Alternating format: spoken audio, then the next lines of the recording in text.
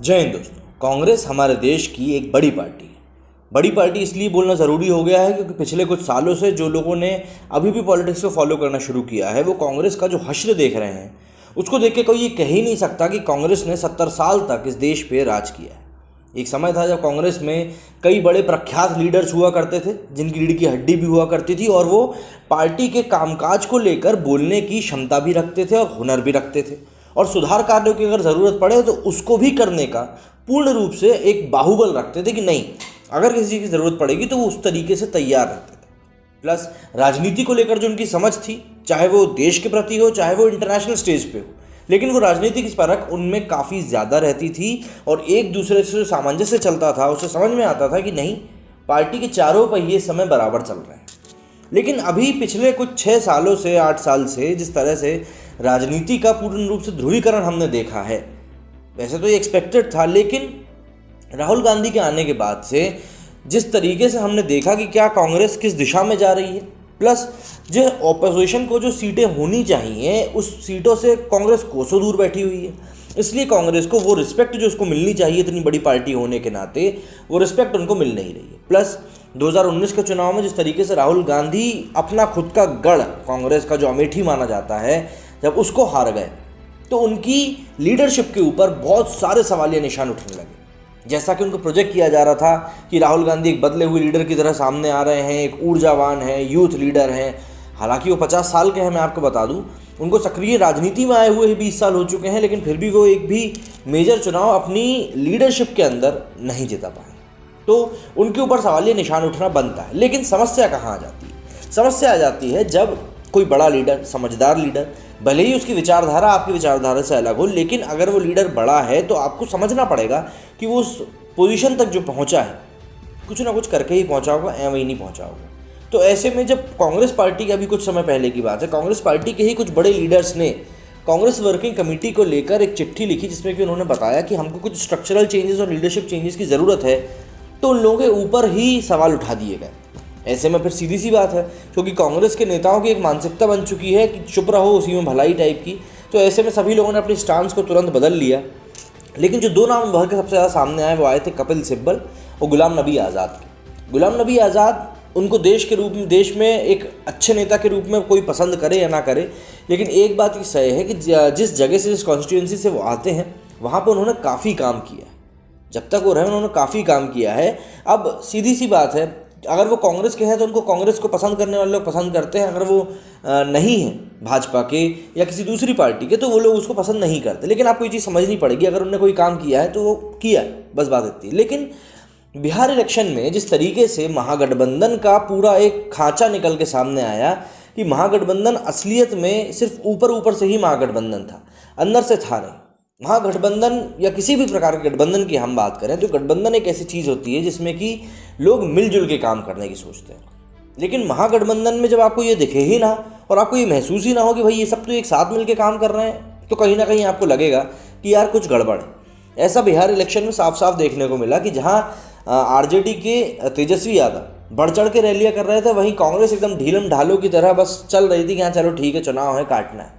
और ये हमने रिजल्ट्स में भी देखा कि किस तरीके से करीब आई थिंक 70 सीटें कांग्रेस को दी गई थी, जिसमें से वो ज़्यादा सीटें जीत नहीं पाई और वही सबसे बड़ा कारण बना है एनडीए का वहाँ पर चुनाव जीतने का। अब आरोप प्रत्यारोप का दौर तो शुरू होना ही था, तो 2 तरह के आरोप सामने निकल के आया कांग्रेस की तरफ से। पहला कि भैया ओवैसी जो थे वो वोट कटुआ निकल के बाहर निकले, मतलब उन्होंने वोट काट दिए और इनडायरेक्टली उन्होंने बीजेपी को जिता दिया। दूसरा उनका ये आरोप है, दबी आवाज़ में कही जा रही है कि भैया आरजेडी ने जो सीटें कांग्रेस को दी हैं उन सीटों पे एनडीए बहुत ज़्यादा स्ट्रांग है, ऐसे में यूपीए का वहाँ पर जीतना संभव हो ही नहीं सकता था। अब देखिए, चुनाव जीतने के बाद और चुनाव हारने के बाद जब ट्रंप ने ये कहा कि भैया कुछ गड़बड़ी हुई है, लोगों ने वोट सही से नहीं गिने, तो हमने उसका मजाक उड़ाया कि हार गया, देखो बिन मिन आ रहा है। वहीं जब कांग्रेस चुनाव हारी और उसने कहा कि नहीं ईवीएम मशीन को हैक किया जा सकता है, तो उसी तरह के प्रतिकूल जवाब भी मिले। तो ये आपकी दोहरी मानसिकता दिखाता है। लेकिन अभी जो खबर निकल के दोबारा सामने आई है वो आई है कपिल सिब्बल के बारे में। कपिल सिब्बल, क्योंकि उन्होंने बहुत सारी चीज़ें मुखर होकर कहीं और इस तरीके से कहीं कि लोगों को हजम नहीं हुई, तो वो चीज़ एक अलग ही बताता है कि भैया अगर बड़ा नेता इतनी बड़ी बात आके बोल रहा है तो कहीं ना कहीं कुछ गड़बड़। कपिल सिब्बल कहते हैं कि गड़बड़ी सबको पता है, जवाब भी सबके पास है, लेकिन लीडरशिप को लगता है कि सब ठीक है। ये कपिल सिब्बल ने कहा है और ये कोई छोटी बात नहीं है, अपने आप में काफ़ी बड़ी बात है। मैं आपको पूरी खबर बताता हूँ। बिहार और देश के अन्य हिस्सों में हुए उपचुनाव में कांग्रेस की हार के बाद अब एक बार फिर से पार्टी की लीडरशिप को लेकर सवाल उठ रहे हैं। पूर्व केंद्रीय मंत्री कपिल सिब्बल ने कहा कि न सिर्फ बिहार बल्कि देश के जिन हिस्सों में भी चुनाव हुए उनके परिणामों से स्पष्ट है कि जनता ने कांग्रेस को एक प्रभावशाली विकल्प के रूप में देखना पूरी तरह से देखना बंद कर दिया है। उन्होंने याद दिलाया कि कैसे 2019 लोकसभा चुनाव और 2020 के विधानसभा चुनाव में भाजपा ने क्लीन स्वीप किया। उन्होंने उत्तर प्रदेश की बात करते हुए कहा कि वहां उपचुनाव में कांग्रेस 2% वोट पाने में भी नाकाम रही। 2% क्या मायने रखता है।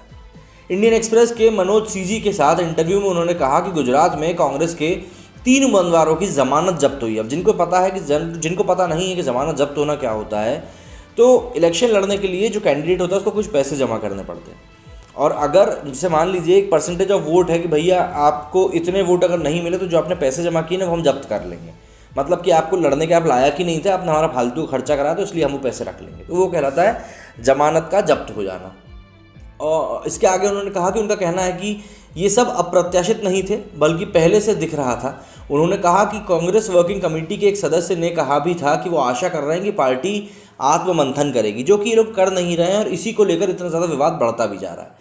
कपिल सिब्बल ने पूछा कि जब पिछले 6 सालों से कांग्रेस पार्टी ने आत्ममंथन नहीं किया तो अब कौन आशा करेगा कि वो ऐसा करेंगे। मतलब 2014 में जब मोदी जीते थे तब से। उन्होंने कहा कि जवाब भी सबके पास है, कांग्रेस पार्टी भी जानती है, लेकिन वो ऐसा स्वीकार नहीं करना चाहती। उन्होंने कहा कि अगर इस पर ध्यान नहीं दिया गया तो कांग्रेस पार्टी का ग्राफ यूं ही गिरता चला जाएगा। पुराने समय में नवाब होते थे, जिनको हम लखनवी नवाब भी कह सकते हैं, हमारे भोपाल में बेगमें होती थी। तो इन लोगों में ना एक ठसक होती थी, एक ईगो होता था, एक एटीट्यूड होता था। तो कहते थे कि भैया मतलब दौलत चली जाए चलेगा पर नवाबी शान नहीं जानी चाहिए। बस एक वही जो झूठी नवाबी शान है ना, वही इस समय कांग्रेस को लेकर डूबती जा रही है और फूट निकल के सामने आने लगी। बिहार इलेक्शन के बाद से जो इनके अंदर ही अंदर फूट पड़ी हुई ना, वो निकल के सामने आने लगी। उन्होंने कहा कि समस्याओं का समाधान में सीडब्ल्यूसी हिचक रही है क्योंकि ये एक नॉमिनेटेड बॉडी है।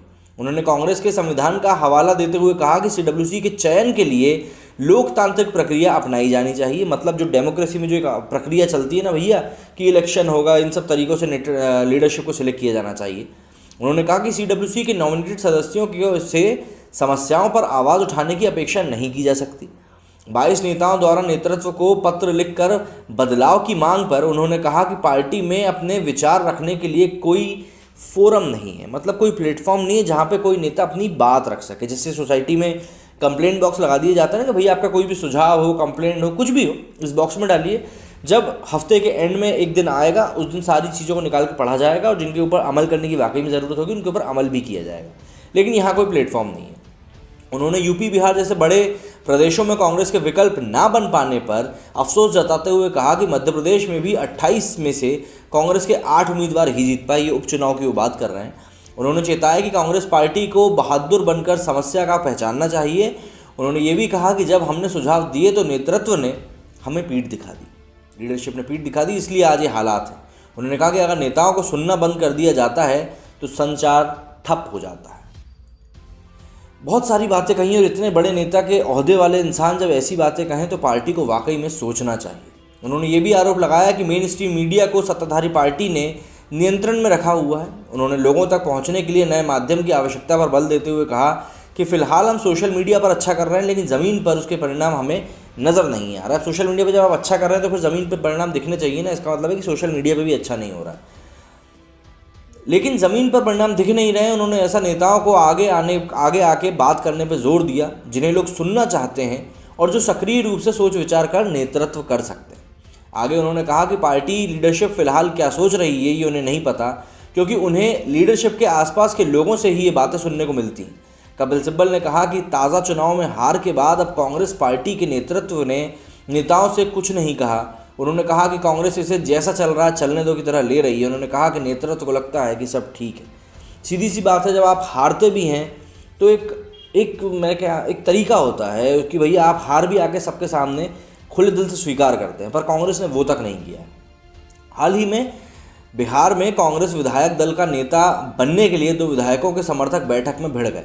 पार्टी के 23 वरिष्ठ नेताओं द्वारा अंतरिम जांच में अध्यक्ष सोनिया गांधी को पत्र लिखने की बात भी सामने आई। उन्होंने कहा कि कांग्रेस कार्य समिति की तुरंत बैठक बुलाकर बिहार में चुनावी 5 चुनावी असफलता पर चर्चा की जाए। पत्र में पार्टी में एक संगठनात्मक चुनाव की मांग भी की गई। CWC के 5 सदस्यों ने इस पत्र के लिखे जाने की पुष्टि करी। एक पत्र पहले भी लिखा गया था, जैसा कि मैंने आपको बताया, उसके ऊपर काफ़ी सारा विवाद हुआ था। अब ऑप इंडिया पे जो एक खबर छपी है, इसके मुताबिक तो कपिल सिब्बल जी ने काफ़ी खुले तौर पे काफ़ी सारी बातें कह दी हैं। अब देखने वाली बात ये होगी कि भाई क्या ये चीज़ें जो हैं सही हो पाएंगी या नहीं हो पाएंगी। क्योंकि अगर ये चीज़ सही नहीं होती तो देखिए, आपको एक चीज़ समझनी होगी कि एक अच्छी डेमोक्रेसी के लिए एक स्ट्रॉन्ग अपोजिशन का होना बहुत ज़्यादा ज़रूरी है। भाई वो जीते या ना जीते, लेकिन उसका स्ट्रॉन्ग होना इसलिए ज़रूरी है क्योंकि आप इसको एक मार्केट कंडीशन की तरह देखिए। मान लीजिए कि आपके पास कोई एक ये पेन बेचने आता है और आपको वो ये पेन बोलता है कि भाई साहब ये पेन मैं आपको 50 रुपये का दूंगा। क्यों? क्योंकि मार्केट में एक यही पेन अवेलेबल है। अब भले इसकी क्वालिटी 5 रुपये की है, लेकिन अगर सामने वाला आपको ये पेन 50 में दे रहा है और दूसरा पेन अवेलेबल नहीं है तो आपको ये पेन खरीदना ही पड़ेगा। वहीं अगर मार्केट में एक दूसरा कोई व्यक्ति आ जाता है और बोलता है कि भैया यही पेन मैं आपको 35 रुपये में दूंगा, 5 में नहीं 35 रुपये में दूंगा, तो आपके पास एक ऑप्शन आता है कि नहीं चलो ठीक है, देखो इसको भी आईना दिख रहा है 50 वाले को, 35 वाला जो है हमें वाजिब रेट भी दे रहा है थोड़ा बहुत, भले ही वो भी ज़्यादा दे रहा हो पर थोड़ा तो वाजिब दे रहा है। तो इसको सोचने पे मजबूर होना पड़ेगा कि यार क्या मैं 50 रुपये से अपना रेट कम कर दूँ। तो इसीलिए एक हेल्दी डेमोक्रेसी में एक ऐसा माहौल होना ज़रूरी है कि लोग आपस में थोड़ा कम्पीट कर सकें और कम्पीट करने के चक्कर में आपको और ज़्यादा अच्छा काम करके दे सकें। कंपटीशन नहीं होगा तो ये तो पता ही है ना कि भाई हर बार जीतना है, नहीं कर रहे काम। बड़े नेता भले ही कुछ लगे हुए हैं, लोगों से बात कर रहे हो, अच्छा काम कर रहे हैं, लेकिन ये छोटे नेता बड़े नेताओं के नाम पे जीत रहे हैं, वो लोग कुछ काम नहीं करते। तो उम्मीद करता हूँ जो बात मैं आपको समझाना चाहता था आप समझ गए होंगे। मेरे स्टूडियो में फिलहाल इतना ही। जय हिंद, जय भारत।